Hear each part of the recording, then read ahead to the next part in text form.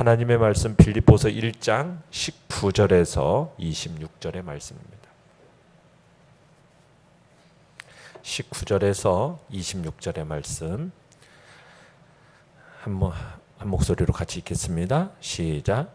이것이 너희의 간구와 예수 그리스도의 성령의 도우심으로 나를 구원에 이르게 할 줄 아는 고로 나의 간절한 기대와 소망을 따라 아무 일에든지 부끄러워하지 아니하고 지금도 전과 같이 온전히 담대하여 살든지 죽든지 내 몸에서 그리스도가 존귀하게 되게 하려 하나니 이는 내게 사는 것이 그리스도니 죽는 것도 유익함이라. 그러나 만일 육신으로 사는 이것이 내 일의 열매일진데 무엇을 택해야 할는지 나는 알지 못하노라. 내가 그 둘 사이에 끼었으니 차라리 세상을 떠나서 그리스도와 함께 있는 것이 훨씬 더 좋은 일이라. 그렇게 하고 싶으나 내가 육신으로 있는 것이 너희를 위하여 더 유익하리라. 내가 살 것과 너희 믿음의 진보와 기쁨을 위하여 너희 무리와 함께 거할 이것을 확실히 아노니 내가 다시 너희와 같이 있으므로 그리스도 예수 안에서 너희 자랑이 나로 말미암아 풍성하게 하려 함이라. 아멘. 오늘 말씀의 제목은 죽어도 좋을 만큼 그분을 사랑합니까? 라는 제목으로 말씀을 나눕니다. 오늘 본문은 비록 감옥에 투옥된 상태 가운데 있지만 이런 현실에 대해서 실망하지 않고 있는 그 바울의 낙관적인 모습, 또 생사에 대해서 초월하는 모습을 우리가 보게 됩니다. 먼저 19절을 우리 같이 한번 읽어보겠습니다. 시작.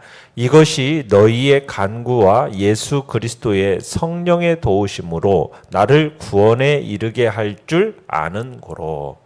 지금 바울은 어려운 가운데 있지 않습니까? 그런데도 하나님의 선하신 뜻을 신뢰했습니다.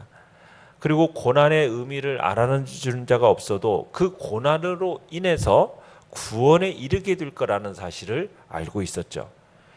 그리고 바울은 지금 빌립보 성도들의 그 기도, 그리고 성령의 도우심, 이것으로 자기가 구원에 이를 것이라고 이야기하고 있죠.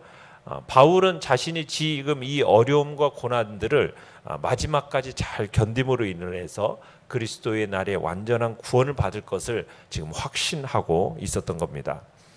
내용관찰 문제 1번입니다. 바울은 자신이 살든지 죽든지 변치 않는 삶의 목적, 사역의 목적을 무엇이라고 밝히고 있습니까? 자, 20절 같이 한번 읽어봅니다. 시작. 나의 간절한 기대와 소망을 따라 아무 일에든지 부끄러워하지 아니하고 지금도 전과 같이 온전히 담대하여 살든지 죽든지 내 몸에서 그리스도가 존귀하게 되게 하려 하나니. 자, 바울은 지금 자신이 살든지 죽든지 간절히 원하고 있는 게 무엇입니까?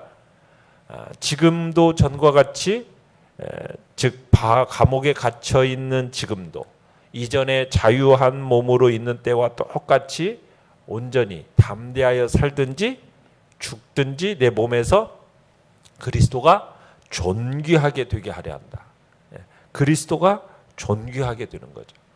그러니까 자신이 석방된다면 자신의 전 인격을 통해서 계속해서 복음을 전하는 그리스도의 사도로서 임무를 수행해 나갈 것이지만, 그렇지 않고 사형에 처해진다고 하더라도 나의 이 확고한 신앙과 마음에서 우러나오는 찬양으로 기꺼이 순교의 제물이 되어 주님께 가겠다. 지금 이런 말을 하는 겁니다. 그러니까 이런 바울의 고백 가운데 하나님의 직분을 맡은 사도로서 자기의 안위에 집착하지 않는 모습을 보여주죠. 그러니까 어떤 상황에서든지 자신을 통해서 오직 주님만이 영광을 받으시기를 원하는 성숙한 사역자의 모습이 잘 드러나고 있는 겁니다. 그러니까 바울은 자신의 삶 전체가 오직 그리스도를 존귀케 하기 위한 수단이 되기만을 간절히 바랬던 거죠. 21절 한번 읽어봅시다. 시작. 이는 내게 사는 것이 그리스도니 죽는 것도 유익함이라. 내게 사는 것이 그리스도니라는 이 말은 내 삶의 의식과 체험이 그리스도로 꽉 차 있기 때문에 그리스도가 나의 최대의 관심이라는 거죠. 그리스도만이 자신의 삶의 영광과 지침과 목적과 의미를 제공한다. 이런 고백을 하는 거죠. 그러니까 바울은 철저하게 그리스도 중심적인 사람이었다는 사실을 우리가 알게 됩니다.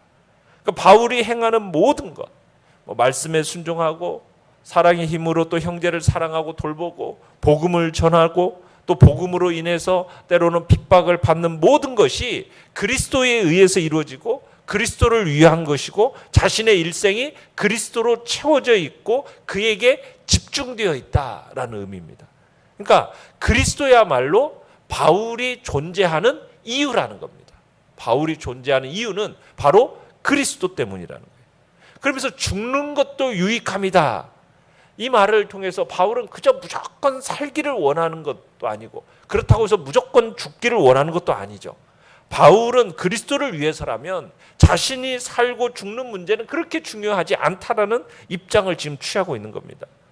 여기서 바울이 죽는 것도 유익하다라는 말은 그저 자신의 어떤 여러 가지 육체의 고통이나 삶의 무거운 짐들을 다 벗어나기 때문에 지금 이 죽음을 지금 유익하다 이 얘기하는 게 아닙니다.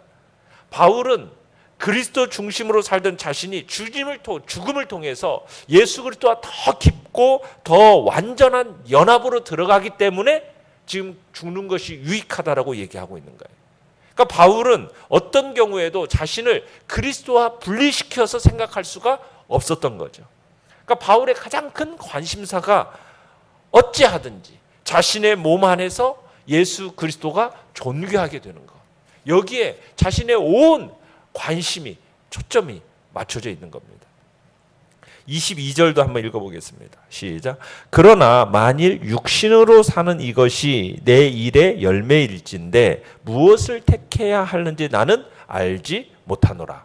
자, 바울은 삶과 죽음 중 어느 쪽을 택해야 될지 분명한 답을 얻지 못하겠다라고 말을 합니다. 바울이 말하는 이 육신으로서의 삶은 지상에서의 어떤 전도 사역, 전도로 인한 복음의 확장, 그리스도를 전하는 더 많은 기회를 얻게 되는 삶, 이걸 가리키는 겁니다. 바울은 이것을 열매 맺는 일 이렇게 묘사하고 있는 거죠. 내가 뭘 선택할지 알고 있지 않다라는 표현은 자기 인생에 대해서 그냥 무책임하게 그냥 방기시키겠다 이런 의미가 아니라 사는 것 죽는 것 모두가 자기에게 유익하니까 굳이 내가 그 가운데 하나를 선택할 수 없다라는 의미입니다. 그러니까 삶과 죽음 모두에서 지금 긍정적인 의미를 찾아내고 있는 거죠. 이건 바로 뭐냐? 모든 것을 통하여 선을 이루시며 가장 합당한 방법으로 당신의 뜻을 이루어 가시는 하나님에 대한 굳은 신뢰가 지금 있기 때문에 이게 가능한 겁니다. 내용관찰 문제 2번입니다. 바울은 세상을 떠나 그리스도와 함께 있기에 소원하면서도 자기가 살아있어 유익한 이유를 발견합니다. 그것은 무엇입니까? 자, 먼저 23절, 24절을 같이 한번 읽어보겠습니다. 시작. 내가 그 둘 사이에 끼었으니 차라리 세상을 떠나서 그리스도와 함께 있는 것이 훨씬 더 좋은 일이라. 그렇게 하고 싶으나 내가 육신으로 있는 것이 너희를 위하여 더 유익하리라. 자, 내가 그 둘 사이에 끼었다라고 말하고 있는데 무엇과 무엇 사이에 끼어 있다는 얘기입니까? 삶과 죽음 사이에 지금 끼어 있다라는 거죠. 그러니까 무죄로 선고되어서 살아나는 것, 유죄로 선고되어서 죽어서 주님의 품에 가는 것, 지금 이 두 가지 사이에 자기가 끼어 있다라는 겁니다. 끼어서 고민하고 있어요. 자, 그런데 자기가 진짜 원하는 건 뭐예요? 죽어서 그리스도께로 가는 거라는 거예요. 죽어서 차라리 세상을 떠나서 그리스도와 함께 있는 것이 훨씬 더 좋은 일이다. 지금 그렇게 얘기하는 거죠. 그런데 왜 고민합니까? 내가 원하는 것은 이것이지만 성도들에게 유익한 것은 다른 것이라고 생각하기 때문이라는 거죠. 그래서 이 둘 사이에 끼어서 고민하고 있다는 거예요. 지금 바울이 뭘 선택하고 어떤 확신을 가지게 됩니까? 자, 25절, 26절을 같이 한번 읽어보겠습니다. 시작. 내가 살 것과 너희 믿음의 진보와 기쁨을 위하여 너희 무리와 함께 거할 이것을 확실히 아노니 내가 다시 너희와 같이 있으므로 그리스도 예수 안에서 너희 자랑이 나로 말미암아 풍성하게 하려 함이라. 자, 사도 바울은 지금 뭘 확신하고 있는 것입니까? 자기가 풀려날 것을 확신하게 됐어요. 왜요? 어디를 봐도 내가 원하는 것은 죽어서 그리스도께로 가는 것이 분명하지만 풀려나는 것이 성도들에게 너무 요긴하고 필요하다는 사실이 선명하기 때문에 자신이 풀려나게 될 거라는 것을 지금 확신하고 있는 겁니다. 자, 연구와 묵상 문제 3번입니다. 바울은 감옥에서 재판 결과를 초조하게 기다리며 불안해하지 않습니다. 생사의 갈림길에서도 그가 초연할 수 있는 것은 무엇 때문일까요? 자, 바울은 지금까지 오직 그리스도의 영광만을 위해서 살아왔어요. 그리고 장차 그리스도 앞에 설게 될 몸이었기 때문에 그래서 지금 이 재판 결과에 대해서 그렇게 마음이 흔들리지 않았던 겁니다. 초조하게 내 이 재판이 어떻게 되어서 내가 살게 될까? 막 여기에 전전긍긍하지 않는 거예요. 그러니까 바울은 자신이 감옥에서 풀려나서 살게 되든 사형 선고를 받게 되든 재판의 자리에 모인 사람들 앞에서 그냥 오직 예수 그리스도를 증언하는 것, 그리스도가 존귀케 되는 것, 이것을 정말 간절히 소망했던 거죠. 바울은 자신 안에 사는 이가 그리스도라고 고백할 만큼 철저한 그리스도 중심의 삶을 살았던 겁니다. 그러니까 주님과 함께하고자 하는 열망이 얼마나 컸던지 심지어는 죽기를 원할 정도였잖아요. 그러니까 한마디로 그리스도가 바울의 삶의 전부였다는 얘기죠. 실제로 그의 삶은 오직 예수 그리스도 그분으로만 해석이 될 수 있었던 겁니다. 느낀 점 4번입니다. 암흑과 같은 상황에서도 영적 시력이 흐려지지 않는 바울, 흔들림 없이 푯대를 잡고 있는 바울을 볼 때 무엇을 느낍니까? 그리스도인에게 있어서 삶이라는 것은 예수 그리스도가 생애의 전부가 되어야 된다는 사실을 다시 한번 느끼게 되는 겁니다. 어떤 그저 종교적인 관심사, 종교 활동 이런 게 아니죠. 우리의 삶이라는 것은 곧 그리스도다. 이게 되어야 한다는 거죠. 그리스도가 내 삶의 근원이고 그리스도가 내 평생의 보람이 되어야 하는 거예요. 그리스도가 내 존재의 기반이고 그리스도가 내 인생의 목표가 되어야 함을 우리가 느끼는 것입니다. 세상 사람들은 삶의 의미라는 것을 그렇게 생각하지 않습니다. 아무 생각 없이 그냥 먹고 마시고 하루하루를 보내는 경향이 많아요. 그들에게 인생관을 물어본다면 그냥 이렇게 한마디로 이렇게 하는 거죠. 먹고 마시고 즐기자. 케스라세라. 이건 이 세상 사람들의 아주 익숙한 삶의 태도입니다. 이런 태도를 가진 사람들은 삶 자체보다도 그냥 하루하루 사는 것에 집중해요. 산다는 것은 곧 즐긴다는 것이기 때문에. 그래서 먹고 마시고 노래하고 춤추는 겁니다. 그런데 의외로 그런 사람이 많아요. 그저 삶이라는 것을 이런저런 즐거움을 찾아다는 것이라고 생각하기 때문이죠. 또 보통 사람들은 또 가지고 있는 인생관 중에 또 이런 것들이 있습니다. 삶이란 가족이다. 자식이 내 삶의 유일한 목적이다. 그래서 자식을 붙잡고 살아가는 사람들이 또 의외로 많습니다.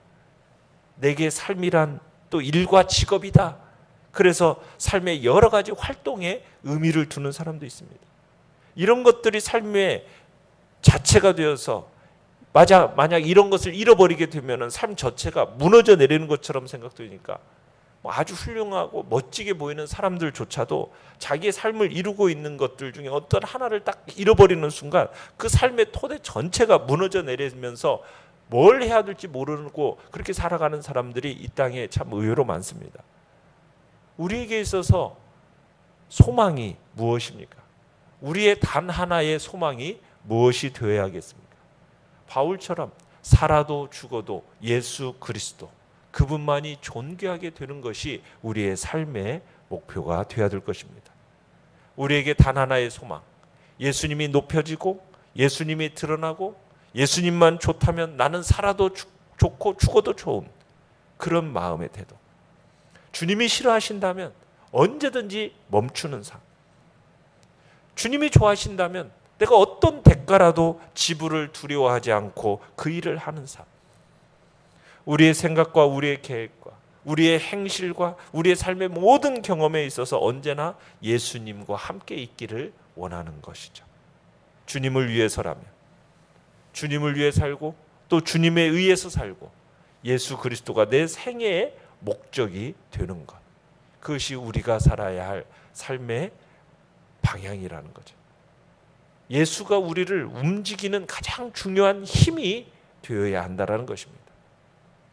자식이 내 삶을 움직이는 힘도 아니고 내 직업과 일이 이것도 아니고 또 다른 것이 내 삶을 움직이는 힘이 아니라 오직 예수 그리스도, 그분이 내 삶을 움직이고 나를 움직이는 그런 가장 중요한 힘이 되어야 할 것입니다. 그것이 바로 우리 성도들이 살아가는 삶의 방식인 거죠. 그러니까 성도는 언제나 예수 그리스도가 중심이 되고 예수 그리스도가 전부가 되어야 하는 것입니다. 결단과 적용 5번입니다. 내가 살아서 복음을 전할 때 그리고 순교할 때 누구에게 어떤 유익이 있을지 생각해 봅시다. 넌 왜 기독교에 목숨을 거니? 예수가 밥 먹여주냐? 교회에 돈과 시간 다 갖다 바치고 억울하지도 않아? 라는 말을 듣는다면 어떻게 대답하겠습니까? 우리의 마음속에 사도 바울처럼 정말 예수 그리스도 그분만이 내 삶의 전부가 되심을 고백하는 복된 은혜가 우리 안에 있기를 간절히 바랍니다. 오늘의 기도 같이 읽겠습니다. 시작.